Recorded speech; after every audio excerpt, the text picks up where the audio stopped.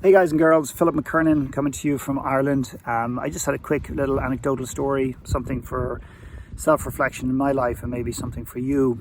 We basically left the United States, it's almost a year ago at this stage, with a view to looking at a property and then heading back to the US. Between the jigs and the reels, as they say, we ended up residing and staying in Ireland, which has been on the cards, I suppose, deep down for quite some time, but we were not planning it so soon. In fact, we weren't planning it at all, but we decided to stay here in the end.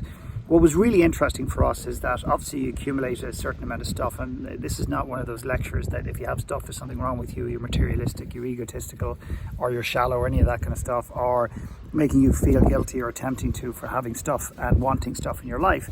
For me, it's just, it was a really interesting process going from packing stuff away and going through this of, will I be okay without it? In other words, will I be able to function without like my MacBook and whatever it happens to be? Like first world problems, I know, and then it was like, is this stuff going to be okay in storage and or shipping wherever in the world we were going to end up? And then going full circle to the container arriving in Ireland, 3 weeks ago, and this stuff arriving in our house. And there was a part of me wished that the truck just literally drove past our home and delivered it somewhere else. And it was really, really astonishing that there's my daughter sitting on a rock.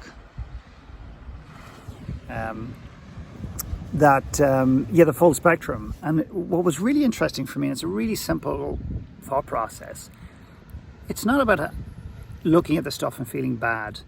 It's not looking at the stuff and judging whether we should or shouldn't have bought it in the first place. It's really to reflect upon the attachment we had to the things that we thought we needed.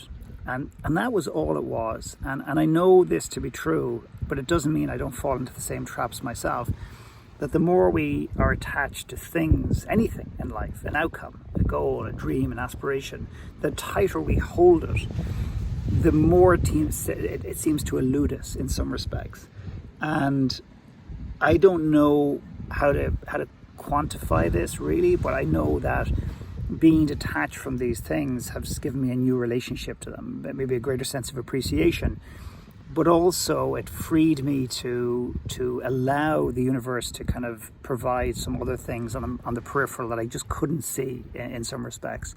So it's something for us, I think, to all reflect upon at different points in our life whenever it feels relevant.